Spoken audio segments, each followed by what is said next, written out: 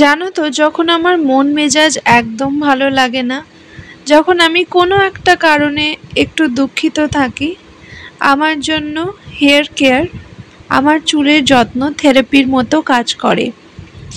সবার পরিবেশ পরিস্থিতি এরকম থাকে না যে তারা নিজের যত্নের পেছনে সময় দিয়ে তাদের মানসিক সমস্যার থেকে উপরে উঠতে পারবে, মাইন্ডটা ডাইভার্ট করে রাখতে পারবে, নিজেকে নিয়ে ব্যস্ত থাকতে পারবে। সবার পরিস্থিতি সমান হয় না, আমি জানি, কিন্তু যদি পরিবেশ পরিস্থিতি তোমাদের অনুকূলে থাকে আর তোমরা এরকম একটা সার্কামস্ট্যান্সেসের মধ্যে থাকো যে তোমরা নিজেদের চুল কিংবা স্কিন কিংবা সারা বডির যত্ন নিয়ে নিজেদের মাইন্ডটা একটু ডাইভার্ট করতে পারো, তাহলে কিন্তু এটা তোমাদের জন্য দারুণ একটা থেরাপির কাজ করবে।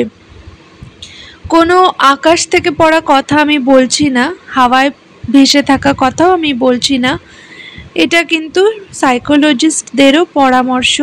দুনিয়াকে ভুলে গিয়ে, দুনিয়ার সমস্ত সমস্যাকে ভুলে গিয়ে, দুনিয়া তোমার নামে কি ভাবছে সেই সমস্ত কিছু ভুলে শুধুমাত্র নিজের কথা ভাবা, নিজের যত্ন নেওয়া, এগুলো কিন্তু তোমাকে একটা হ্যাপি হেলদি লাইফস্টাইল লিড করতে সাহায্য করে।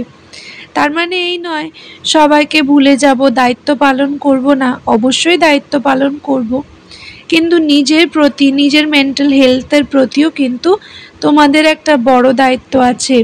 আগে নিজের মানসিক শান্তি ফিরে পাও, তারপর তো আপনজনদের জন্যও তুমি ভালো কিছু করতে পারবে, তাই না? আজকে এত কথা বলছি কারণ হ্যাঁ, আমিও কিছু একটা জিনিস নিয়ে খুব আপসেট আছি, খুবই আপসেট আছি।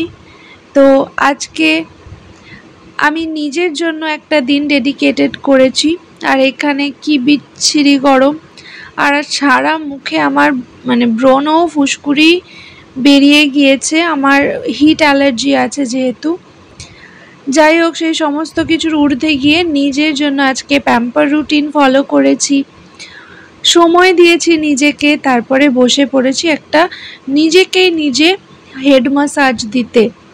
ড্রাই স্ক্যাল্প ম্যাসাজ হোক বা হেয়ার অয়েলিং করে ম্যাসাজ হোক বা শুধুমাত্র হেয়ার কোম্বিং হোক, এই সমস্ত কিছুই কিন্তু আমার জন্য একটা থেরাপির কাজ করে।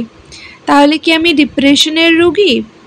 না, এখন আমি ডিপ্রেশনের রোগী নই, কিন্তু একটা সময় আমিও এই ফেজের মধ্যে দিয়ে গিয়েছি। আর 5 জনের মতোই আমার লাইফেও প্রচুর স্ট্রাগলস ছিল, আছে এবং থাকবে। সব কিছুর ঊর্ধ্বে উঠতে হবে, আমি সেটাও জানি। এই মন খারাপটাও আমার কিন্তু বেশি দিনের নয়, আমি জানি ভালো কিছু হওয়ার আগে খারাপ কিছু পরিস্থিতি দিয়ে ভগবান আমাদেরকে নিজের পায়ের তলার মাটি শক্ত করতে শেখায়, আর সেই শিক্ষাটা আমি নিতেও প্রস্তুত। সব কিছু তো মেনেই নিচ্ছি, এইটাও মেনে নেব। তোমাদেরকেও ওই জন্য আমার অ্যাডভাইস বলো, ফ্রিক অ্যাডভাইসই ধরে নাও, শক্ত থাকো।